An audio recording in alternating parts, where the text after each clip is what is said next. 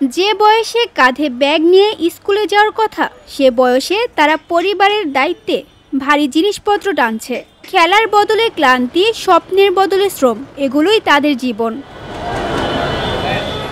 জাতিসংঘের সাম্প্রতিক পরিসংখ্যান অনুযায়ী ২০২৪ সালে বিশ্বে প্রায় ১৩৮ মিলিয়ন শিশু শ্রমে নিযুক্ত ছিল। এর মধ্যে প্রায় ৫৪ মিলিয়ন শিশু বিপজ্জনক কাজে নিয়োজিত, যা তাদের শারীরিক ও মানসিক বিকাশের জন্য ঝুঁকিপূর্ণ। শিশু শ্রমের পেছনে দারিদ্রতা, পারিবারিক আর্থিক চাপ এবং শিক্ষার প্রতি অগোচরতা প্রধান কারণ।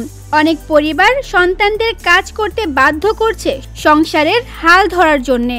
দীর্ঘ সময় কাজ, ভারী জিনিস বহন, স্কুলে না যাওয়া, এইসব কারণে শিশুদের শারীরিক বৃদ্ধি, শিক্ষা ও মানসিক বিকাশ বাধাগ্রস্ত হচ্ছে।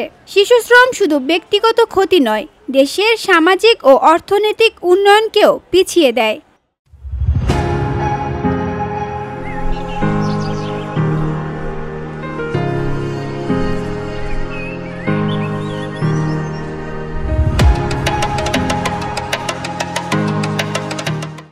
সরকার এবং বিভিন্ন এনজিও শিশুদের শিক্ষা ও নিরাপত্তা নিশ্চিত করতে পদক্ষেপ নিচ্ছে, তবে বাস্তবে অনেক শিশু এখনও কাজের জন্য বাধ্য। সমাজ ও অপরাধ বিশেষজ্ঞ ডক্টর তৌহিদুল হক বলেন, যে বয়সে শিশুদের খেলাধুলা করা উচিত, সে বয়সে তারা কঠোর শ্রমে নিযুক্ত। যে শিশু তার এই বেড়ে ওঠার প্রক্রিয়ার মধ্য দিয়ে এই ধরনের অনিশ্চয়তায় সমাজের অন্য শিশুরা যখন সেখানে হেসে খেলে বড় হচ্ছে বা শিক্ষা প্রতিষ্ঠানের সাথে সম্পৃক্ত হচ্ছে, সেখানে ওই বয়সের একটা শিশুকে কাজ করে তাকে বেঁচে থাকতে হচ্ছে। তাহলে সমাজের প্রতি, রাষ্ট্রের প্রতি তার যে একটা আস্থার জায়গা, যে তার কোনো প্রয়োজন হলে সমাজ এবং রাষ্ট্র পরিপূর্ণভাবে তাকে সহযোগিতা করবে কিংবা এগিয়ে আসবে, এই জায়গাতে একটা বিশ্বাসের একটা সংকট তৈরি হয়।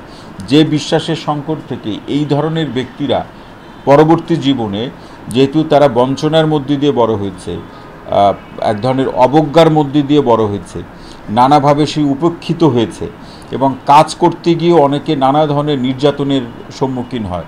তাহলে এই ধরনের শিশুরা অন্যের প্রতি সংবেদনশীল থাকা কিংবা সমাজের প্রতি দায়িত্ববান হওয়া, সামাজিক রীতিনীতি, আইনের অনুশাসন মেনে তার জীবন যাপন করার যে মানসিকতা থেকে তারা অনেকটাই দূরে অবস্থান করেন। শিশু শ্রম বন্ধে সমাজের সচেতনতা এখনই জরুরি। তানজু হাবিবা, ভিওডি বাংলা, ঢাকা।